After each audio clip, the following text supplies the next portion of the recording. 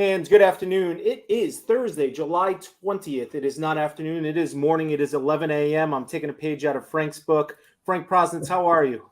Oh, good afternoon, Ryan. I knew I was going to do that as soon as I don't know. You do it every time we do one of these interviews. You normally say good morning because you spend so much time on AM radio. But it's an exciting day. We are kicking off our candidate interviews. Over the last several weeks, we've been reaching out to what started with 35 candidates. And now we're down to about half of that. We'll kind of round somewhere near that number. But we have been very strategic with reaching out to candidates and when we were going to start hosting conversations with them.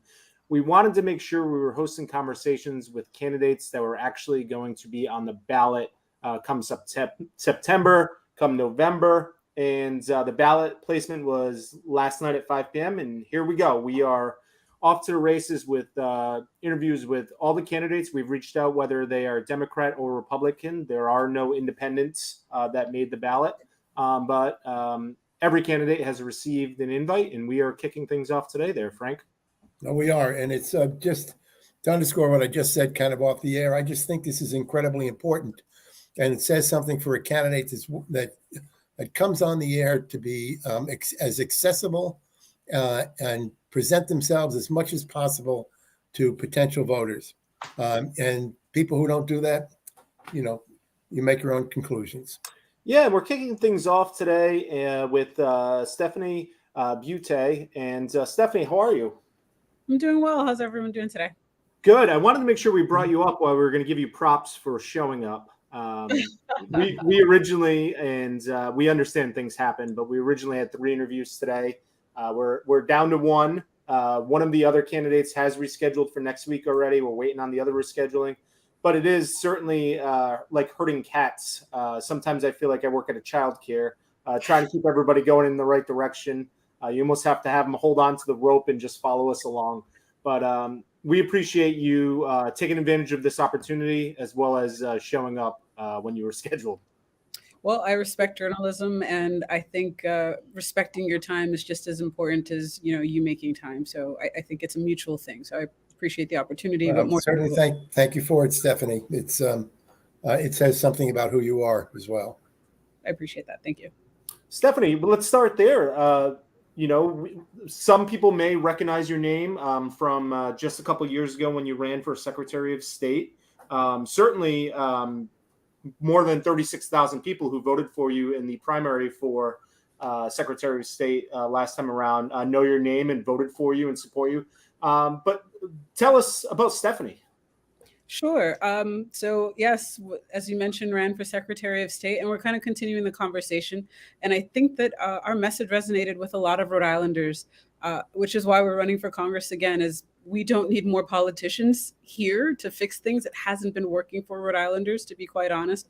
And we're just recycling the same people up the ladder. It seems to be a political promotion, and it doesn't resolve issues for hardworking, everyday Rhode Islanders. And even more so in DC, I think that's part of the issue. Sending more politicians to DC will only create and perpetuate the problem. It doesn't bring about solutions. It doesn't resolve anything for Rhode Islanders. And we are tired of that. We deserve better. We want better. And so getting new candidates, fresh ideas, fresh perspectives, and really kind of focusing on solution-based and not really finger pointing on other party lines, but really trying to target on how we can better serve our community is what Rhode Islanders deserve. And that's what I'm presenting to Rhode Islanders today and what I hope to do in DC. Stephanie, tell us about your background, who you are, where you work, what your educational background is, and what makes you qualified to run for Congress. Wonderful. So my background, I was born in Brooklyn. I've been here in Rhode Island since the 7th grade. I know people are saying they haven't left, but I literally have not physically left the state. Every job that I've taken has been here in Rhode Island. I went to Gilbert Stewart Middle School in Providence. Unfortunately, it's been closed down. Once again, it's lack of funding and politics at play. Went to Hope High School, one of the worst high schools in Rhode Island. It was called Hope for the Hopeless was the theme for Hope High School. And graduating from there to go to URI, I'm a proud TD alumni. I had a full ride to Rhode Island College, and I was low on funds to go to URI, and the Talent Development Scholarship really invested in order for me to be able to afford to go there. Graduated with a communications degree. I interned at the Rhode Island Public Defenders for about 2 years, really working behind the scenes, seeing how the criminal justice system works. And the economy went to kaput when I graduated. The banks were wanting to be bailed out. People were losing their homes. And I decided to do a shift. Honestly, it was a soul-searching position for me. And I got into social work with working with folks with developmental disabilities. And so I did that for a number of years. And that's when the iPad just came out. I don't want to date myself because everyone swears I look super young. So I'll go with that. But that's when the iPad first came out, and having the hindsight of saying we need to have technology for folks with developmental disabilities to kind of be able to allow more independence and self-sufficiency and being able to advocate for themselves. So writing grants, writing support agreements, making sure that the state would fund the programs was huge. And then I decided to, pursue something a little bit more intellectually challenging and going into my master's degree in information systems. I got a job with GE, got a phone call, and they're like, hey, I think we've got something cool for you. Would you consider this?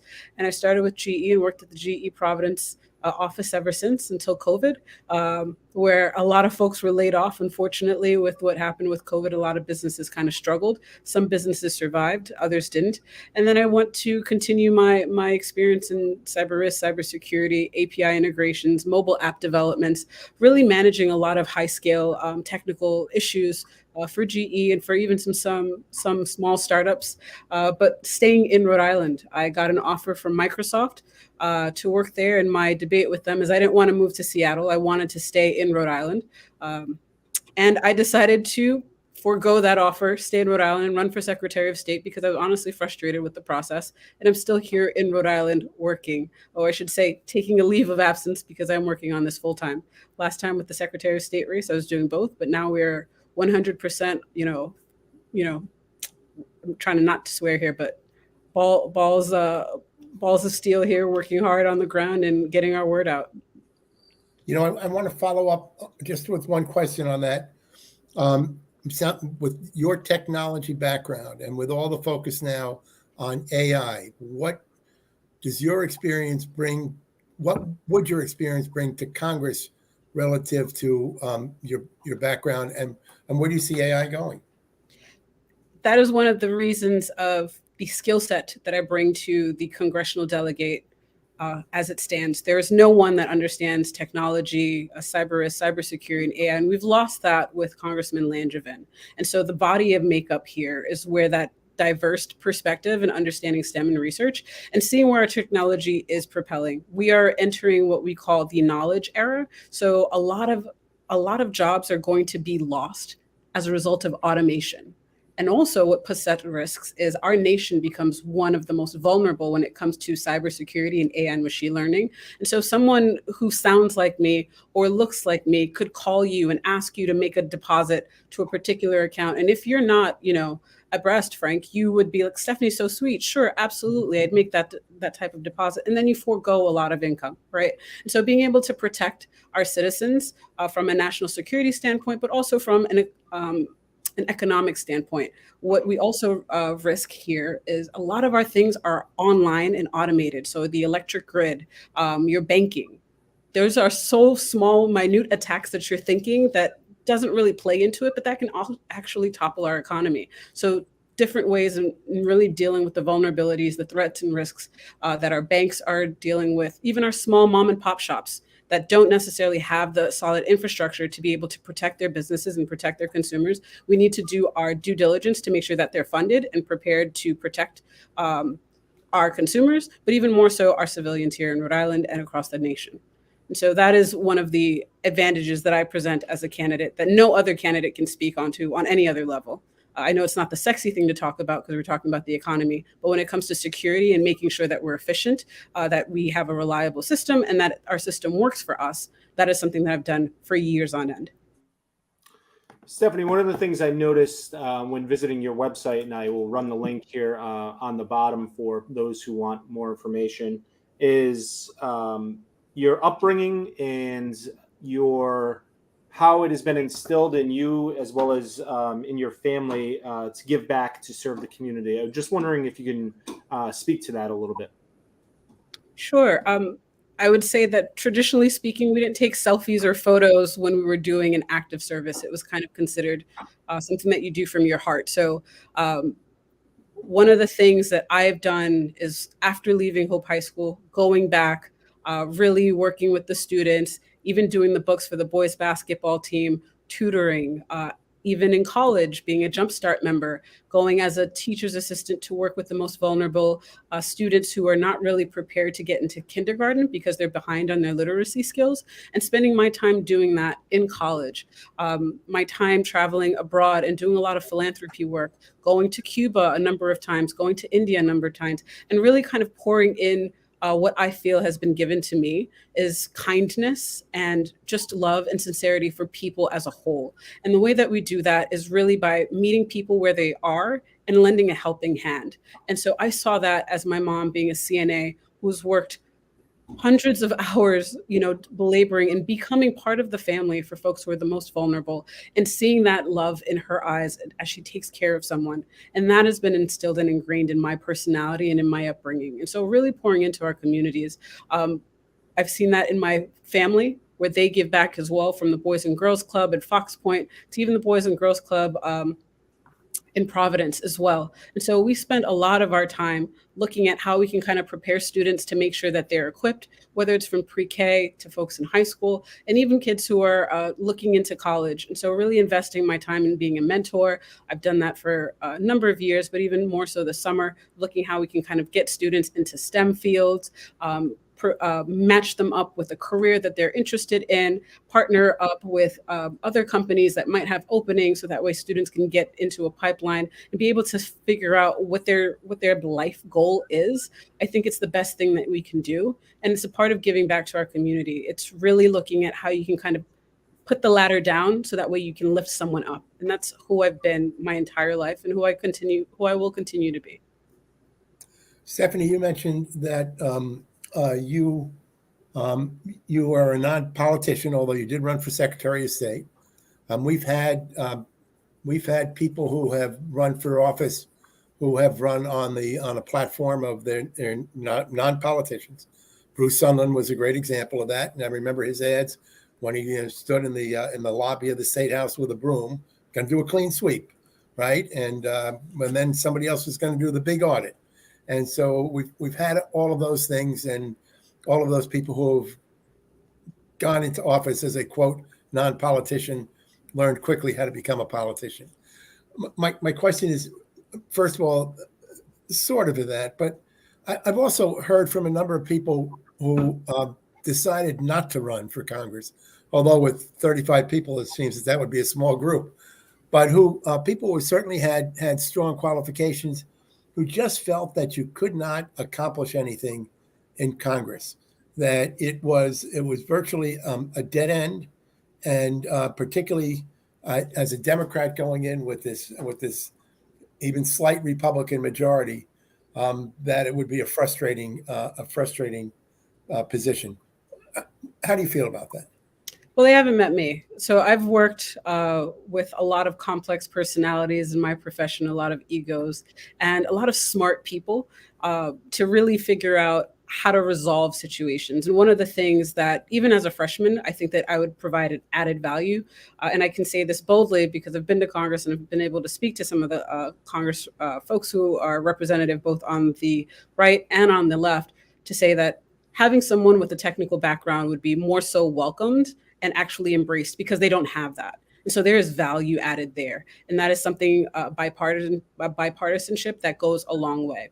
What does create a distraction here in politics is where you have folks who are more interested in kind of hitting the keywords to evoke emotion, so really kind of doing the grand stance, and that dance doesn't really work. And so what I bring to the table when I say I'm not a politician is really looking at what is the core issue that we're trying to resolve, and how can we come up with a solution that meets that way. And there are multiple ways to get to a particular solution. And I think that putting your feet in the ground or sticking your hand in the sand isn't the best way or the best approach to be able to accomplish that. In what ways can we do that? Is really using civility and kind of putting aside the party semantics and working for the people themselves. And so I do not look to go to Washington to become a new politician or a fresh face to become a politician in that respect. I go there to work. I go there to work for the Rhode Islanders. I go to work for the American people and really deliver on the things that matter to them. And so when we talk about clean, green energy, we talk about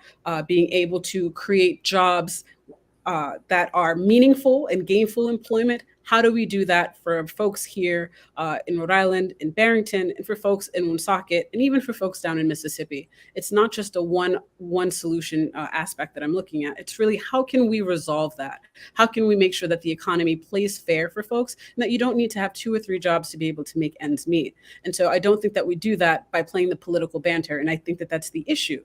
When you have folks who have worked in a fishbowl for so long, they see things in a particular way. And when you have folks who have been in an ocean, who have seen how to resolve a lot of complex issues that companies like GE face, and even smaller companies like different startups face, you have a different perspective on how to resolve things, on how to negotiate, how to be able to manage conflict resolution, how to mediate certain situations, and how to be able to reflect and respond and be comfortable with critique and criticism. I think that that's really important. And I think that that's the skill set that I present that I don't think the other candidates have.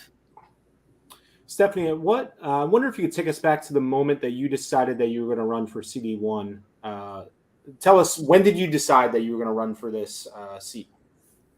So I honestly had no interest in running for CD1. I was actually looking to perhaps go back to school, get my MBA, and really kind of focus on what the next big thing is in technology. And then I got a phone call from someone in Congress who said, I think that you would be a great asset here, and we don't have the skill set. Would you consider? And I said, well, if you're serious, then sit down and meet with me and have a cup of coffee. And so a few days went by, they did meet, and then we had a discussion on what that would look like. And so really taking it in, understanding what are the needs for the state and what are the needs for the country was really the deciding point. And as I waited to see who the other candidates were, I felt as if this would be another issue where the ball keeps rolling and we never really come to a resolution. And so what I looked at it is, how would I be able to set a milestone, meet that milestone in a projected timeline, and be able to actually deliver end results for Rhode Islanders and walk away from that step? And so that is pretty much the initiative that I'm taking. It's what are our milestones? What are our issues that Rhode Islanders are facing here at home? How can we be able to accomplish that in year 2, 4, and 6? And then how can we take a step back and make sure that these things are implemented and are successful? So tying KPIs and metrics into everything that we do and making sure that Rhode Islanders can actually feel and see the value in having an elected member of Congress truly work for them.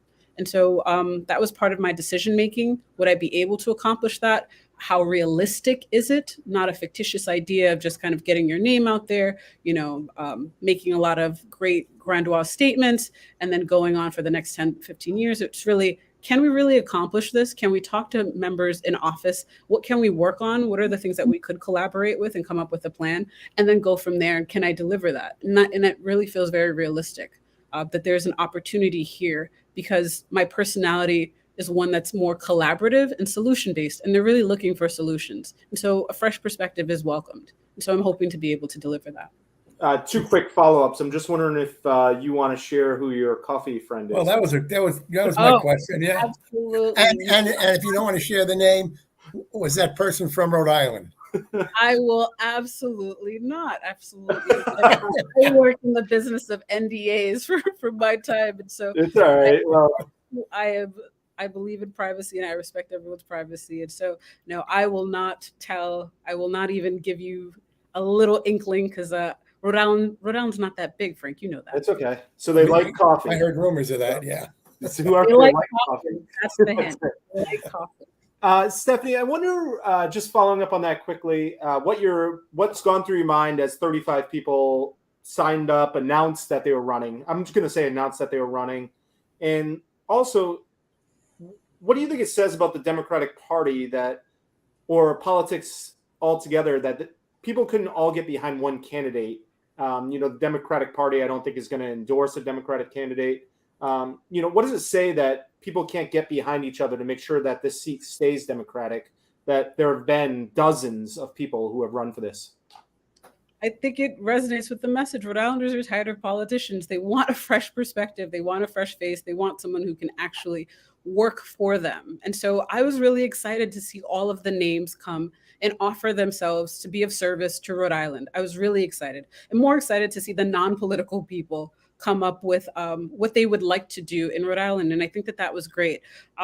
What shows with the fact of there being a lack of alliance, I think that there are issues within the Democratic Party that are clearly obvious, but even more so, I think that there's an issue here of ego. And I think the best way that we can serve Rhode Islanders is making sure that everyone has a platform and that their message gets shared across all mediums, and that we're truly focused and aligned on what works for the constituents and not works for personal gratification or name recognition. And so my hope is to see this type of enthusiasm occur for any seat, whether it's local, whether it's at the city level, and get some new ideas into Rhode Island. I think Rhode Islanders deserve that. I think new ideas should be welcome and should be appreciated. And so I was honestly excited to see a long list of folks. Stephanie, if you were guaranteed passage of 5 of your top priorities, what would they be? One would be jobs. I would love to see us get a bid with the CHIP grant that's been going out there and bring that to Rhode Island. I think that would bring a lot of good business to Rhode Island, a lot of STEM jobs, a lot of manufacturing jobs, a lot of labor jobs. I think that would be really cool to have that passed. One of the other things that I would love to see pass would be Social Security and Medicaid, really lifting the cap. And so that way we are not running out. I think Republicans know that they can't touch it. A lot of their folks benefit from it. 90% of residents in Rhode Island who receive Social Security and Medicaid have that as their main source of income. Nope, Frankie, you're there. I'm here, yep. Yeah, it's all right. Hopefully number 2 or number 3 is going to be improving our infrastructure in Rhode Island. Yeah, there you go. Let me pull her down and see if we can get her to come back here. It is their literal lifeline. And so that cannot be taken for granted. And then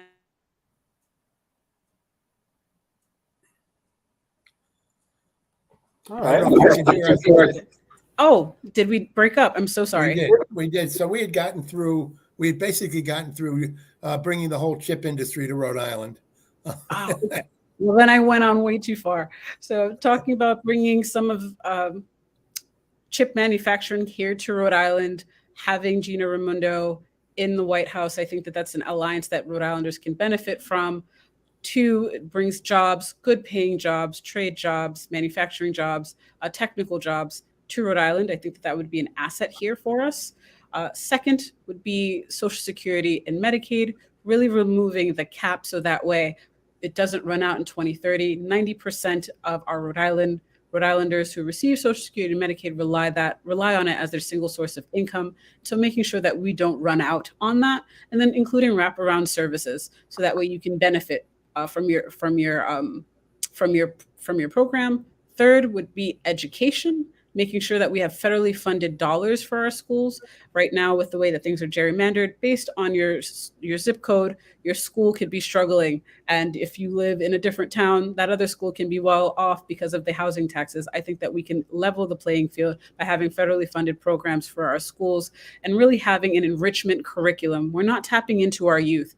Our youth are naturally intuitive when it comes to technology, if we're being honest. I have a 1-month-old cousin that just was bored, which I'm really excited. But just looking at them, just touching an iPhone and looking at the images, and then seeing the gradual step for kids being able to use a phone and being able to make phone calls and do all of those things. I think that we're not really harnessing the power of our youth and their intelligence, and really having curriculums that perpetuate that. So really having a lot of STEAM programs would be a valued asset to Rhode Islanders. So they're prepared for cyber risk and cybersecurity jobs, to be quite honest. Fourth would be housing.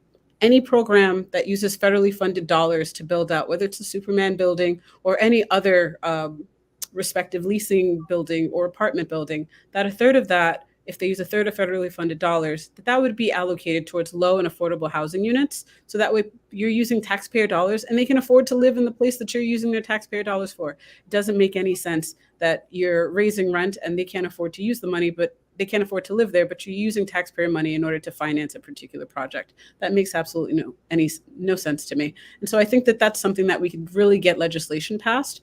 And last but not least, and certainly super important, is gun legislation and how we can make sure that we take guns out of our most vulnerable communities and that we are really doing universal background checks and we're tying mental health into that.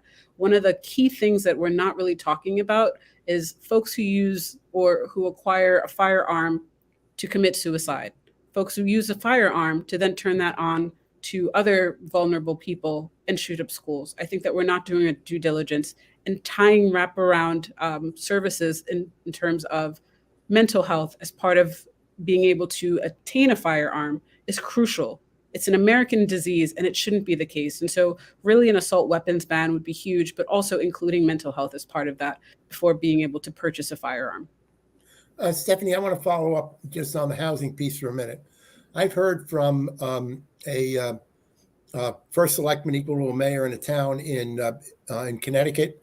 I've heard from the head of a homeless shelter here in Rhode Island that there is a great concern about federal tax credits running out on some of these housing projects, with then landlords looking looking to in fact increase rents in order to be able to make up for that lost financial benefit. I don't know if you've heard of that or whether that becomes part of your housing platform. It does. We want to make sure that rent isn't being raised to the point where people are literally being kicked out of their homes. I've seen it firsthand. It's the worst feeling in the world. And how do we make sure that our most vulnerable population has not only secure housing, but also jobs? I think that has to be tied into that. And so what I'm hoping to do is continue the conversation and the dialogue on how we can create a solution that both meets the needs of a landlord, right? And also is empathetic to tenants and making sure that they're not unhoused, that they're not living under bridges, they're not camping out in front of the State House. And so it is a conversation piece, because what has happened in Rhode Island is that we've been putting a lot of Band-Aids on things and not really understanding what's the root cause. And so I have been having a lot of conversations with folks who have been feeding the homeless. And I've visited a few homeless tent cities and talking to people and not really trying to publicize that because, one, I think it's inhumane and it hurts when you're in that space, but really trying to understand what the root cause is. And I think that there's a lot of study to be done here and a lot more conversation to be had before any solution would be able to be proposed, Frank, if I'm being quite honest.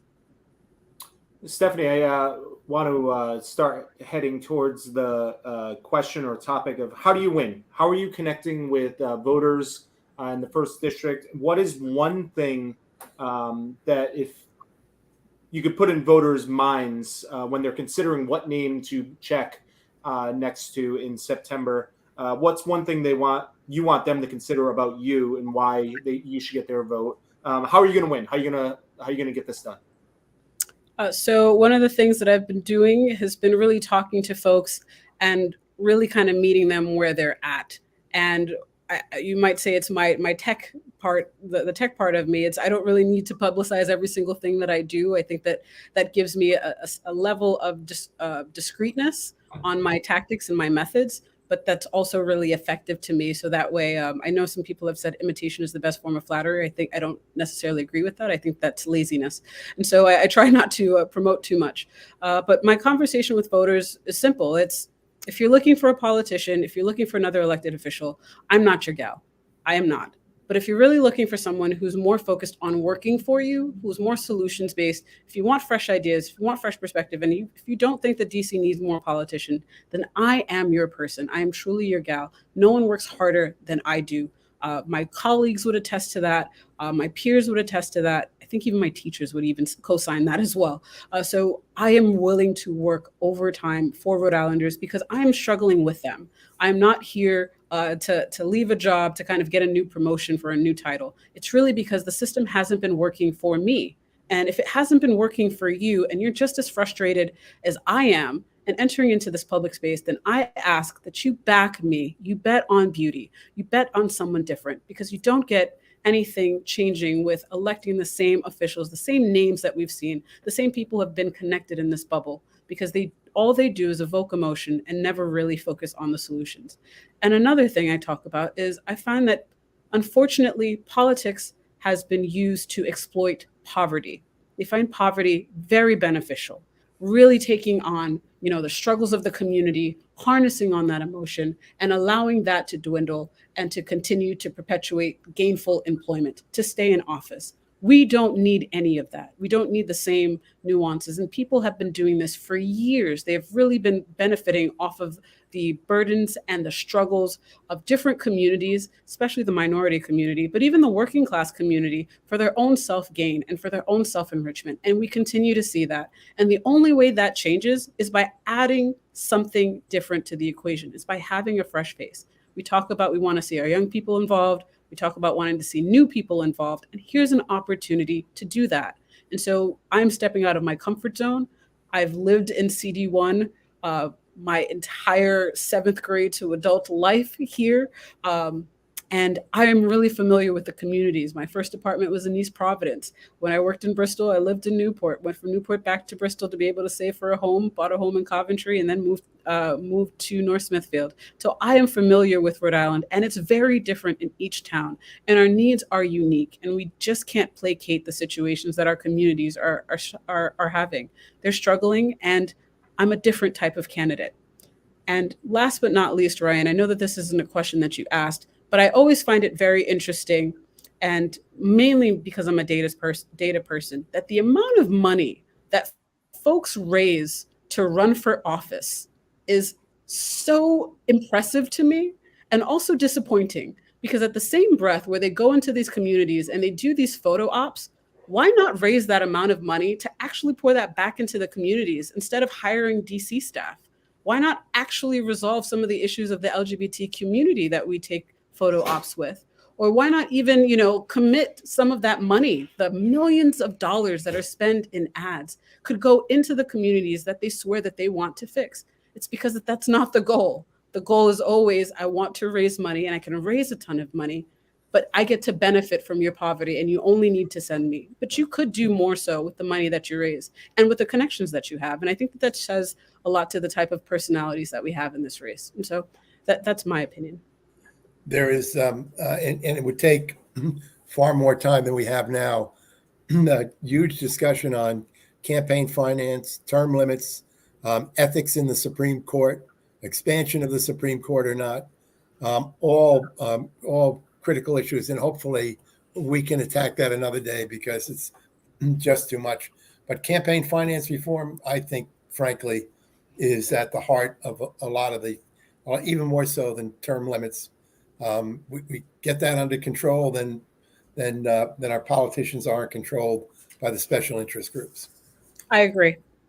Frank, I'm going to come back to you in a minute with one last question, wrap-up question. I'll let you think about that. But we've kind of buried the lead here, and backing your comments that you have not issued a press release on everything that happens in the world. We haven't gotten your opinion, or even know if you have an opinion on the news of the week, I guess, in this race. And that is the signatures, the ballots that's happening in Jamestown, Newport.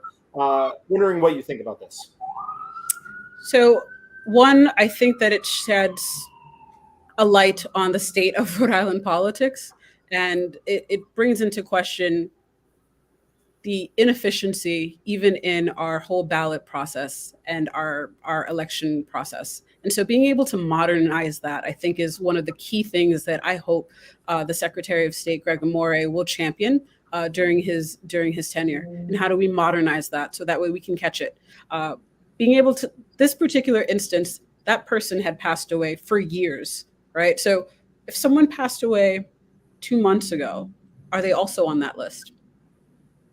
What about for mail ballots? This has been something that even when I was running for office, people, the far right have been extorting this conversation and have been really grandiosing it. But to be quite honest, in my line of work, I look at all sides of the coin. I don't dismiss any voices that I hear. They're all valid concerns and they deserve to be addressed. And I think that that is an issue. What I don't appreciate is what I've seen from some of the candidates have been really exploiting this opportunity for themselves. And I see that this is a character flaw because they can't compete on the work that they've done here in Rhode Island. And so instead, what they will do is attack another woman.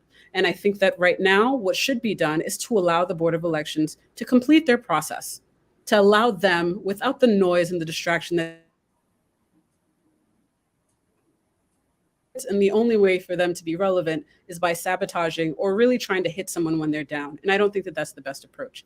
Now, my professional response to the Matos's campaign would be obviously to continue. It'll only continue to serve as a distraction. That is my professional opinion on the matter. That doesn't mean that she will take that. I think that there's an opportunity for her to endorse another candidate and continue her work as lieutenant governor and focus on the needs of Rhode Islanders. Once again, that doesn't mean that she will accept that. She might decide to continue, but I think her continuance does create a distraction from the needs of the constituents. And my focus is on the needs of the constituents, not on this distraction from other candidates who are just really trying to hit someone when they're down. And I don't think that that shows our best version of ourselves. I think that that shows that we don't know how to behave in decorum and allow the process to really flesh itself out. And so I thank the journalists for being able to find that. I thank Jamestown Board of Canvassers for being able to find it and the work that they're doing. And we allow them to continue to do their work respectfully. I want to follow up on that for a moment. Because what are you saying, as I think other candidates are saying, is they're putting the blame on the lieutenant governor when it was not the lieutenant governor who actually either got the signatures or had however it happened, that it was a campaign worker. And so should a flawed campaign worker, maybe an aberration, and it could be in every campaign, should that then undermine the ambitions and the drive of a candidate, or should that be in fact vetted on its own, and then the campaigns go on? I think it's two parts. So one, I don't think anyone thinks Sabina Matos collected the signatures herself. I think that that's very clear. No one's raising their hand to say that Sabina Matos got a person who passed away's signature and signed off on that. I don't think that anyone is foolish to think that she did that. The person on her team, whoever decided to hire her, I'd hire him or her, I want to be ambiguous here, to work on that campaign. Obviously, that responsibility still falls on the campaign themselves. It's just the nature of the game. I am responsible for the folks who work on my team, right? And so we take accountability for that. And what that does in terms of taking accountability is saying we have found an issue here, there's a discrepancy here, and the accountability. And I think the best approach would be, I think that this distracts from what the constituents need. And the best way that I can serve my constituents is to focus on my race as lieutenant governor and endorse someone else. I think that that would be an accountable approach. It also removes the conversation so we can move on to what Rhode Islanders are focused on, which is jobs and the inflation, the nature of our climate, gun violence, Social Security and Medicaid. These are the things that we should be talking about. And instead, we have other candidates who are just literally throwing blows and blows at the lieutenant governor as a weak point. I think it just shows how desperate that their campaigns are because they can't stand on merit alone. And I don't think that that does anything but shows the worst in politics, in my personal opinion. Now, what can happen here? I think that there's also an opportunity for the Secretary of State's office to do some due diligence in terms of collecting signatures. It's a bit archaic. It really is, to have to go from one town to the next town to the next town. We should be able to automatically verify that. What does that do for our mail-in ballot process? So we need to take a step back and really look at folks who are applying for mail-in ballots and making sure that someone who passed away 2 weeks ago who applied for a mail-in ballot doesn't count on the day of election, because that can also happen, and those are real too. And so I think that it's a full-on perspective that we need to look at and being able to address it from a solutions-based and not a finger-pointing standpoint. I hope I answered your question, Frank. Oh, you did. Frank, I know I threw us for a loop there with bringing in this topic at the end here, and we are over time, but I want to make sure we get to any questions that we didn't get to that you had, Frank. And then what we'll do is, Stephanie, you'll get the last word once Frank is done here. Frank, was there anything that we missed? Yeah, just one general question, which probably will dovetail with Stephanie's wrap up, and that's what sets you apart from the other candidates. That's a wonderful question. It's probably part of my wrap up, but yes, you're right. So I am a self-starter. I am someone who has worked independently and has been able to collaborate with large groups. I've worked in a organization with over 250,000. Okay, Sorry about that. no I worries. thought I turned that off. But my You phone wanted to doesn't keep me listen to on my me. toes. You wanted to keep me on my toes. So I'm a self-starter. I've been able to work independently and collaboratively. I've been able to look at problem, dissect them, and really come up with solutions and work under challenging circumstances. Working with large groups as a global and billion-dollar organization to even small startups to help them scale up. And so bringing that expertise here in Rhode Island, I think, is the fresh initiative that we need. We need someone who's really focused on what are needs of the constituents and being able to service them in real time. I don't want us to continue to talk about the cost of eggs and bread 2-3 years down the line and wait for another presidential election before something happens. I think that Rhode Islanders deserve better. And I think that that's the broken piece of Congress and our federal delegation. I think that we need to have fresh perspective. And the only way that we do that is by injecting new blood into the system. And the only way that we can inject new blood is by having the conversation that we are now and asking for you guys to go out and vote.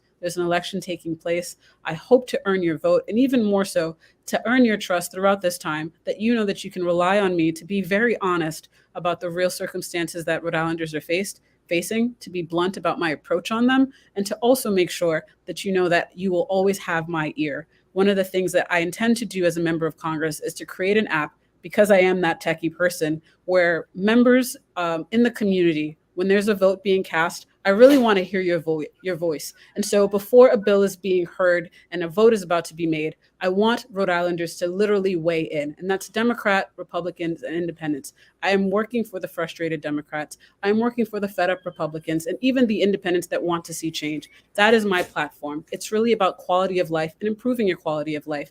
And your quality of life includes transparency, accountability, and real-time responses. And so I want to be able to give that to you by having you literally a pulse to Rhode Island every single day while I'm in DC, and even while my feet are on the ground, that you have full access to me to weigh in on a bill that's being passed and to be able to vote the way Rhode Islanders want and not vote the way that I think Rhode Islanders want. And so that's the uniqueness that you can count on me, that I'm always listening to you and your voice matters every single day.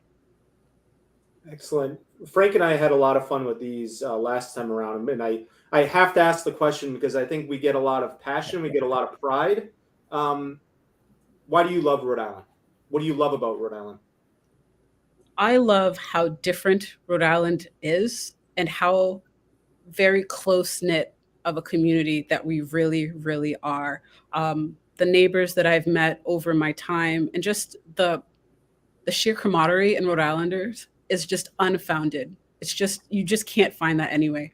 And it might be just because we're such a small state, but we care and we love Rhode Island and we take pride in that. And Rhode Island is just beautiful. If you go from Woonsocket to seeing the industrial revolution that was once a part of there, and then going down to the beaches and the shorelines of Newport or Narragansett, it is just a breath of fresh air. And it's a reason why many people come to Rhode Island to vacation. And so many people come as second residents to Rhode Island, and they never want to leave. And so I think that Rhode Island has so much to offer in such our beautiful, beautiful and lovely state. And I want to put us on the map. I think we can be the beacon of light for small businesses and truly the champion of our new blue economy here.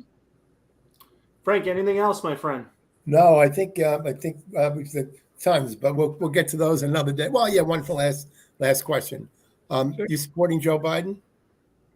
I am supporting Joe Biden, and I am supporting our ability to also have other people in office. And so I am really excited to see who's running, but I am definitely supporting Joe Biden as well. Stephanie, was there anything that we did not get to? Obviously there is, but is there anything at the top of your mind that you were hoping we would get to that we haven't gotten to that you want to make sure we get out? I think we've covered a lot of things. I could go on so many other subjects, but I think Rhode Island, we deserve better. We can have a new, fresh perspective. We can see those who really want to champion our causes, and I am one of those people. And so, if you would please go to our website, Beauty for Our Eye. I think Rhode Island deserves, a little bit more beauty. And so let's send a beauty to Congress and shine the light on and how amazing our state is. Excellent. Well, we appreciate you taking the time and for being bold enough to be the first of our interviews. I'm always interested to see who's going to take that first spot.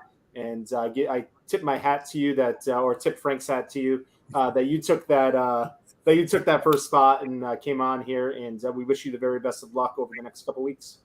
Thanks, Frank. I think I'm going to have to get you a new hat there. Oh, no, you know what? I've been an Orioles fan for a long time, Stephanie. I do have a Red Sox hat. And I even wear it every once in a while. Okay, I'll forgive you for that, Frank. Thank you. It's because he can't wear his Paw Sox hats anymore because they. I have my Paw Sox hat. Yes. Yeah. Okay. All right. And I'll throw one. I also have a Yankees hat. Oh. I do not wear my Yankees hat. Oh, okay. Yeah. See what I have to deal with, Stephanie? I see. All right. Well, thank you very much. We wish you the very best of luck. Stay in touch and good luck. Thank you so much. Thank you, Stephanie. All right. That is all right. We are wrapped up with that conversation. Stephanie Beauté, and it's beauteforri.com. BEAUTEFORRI.com. Just for those who are listening to our podcast after this, so they have it in front of them as well. And Frank, that is our first wrap up. Yeah. About 45 minutes. So we're running about 15 longer than she was interesting. What's your headline out of it?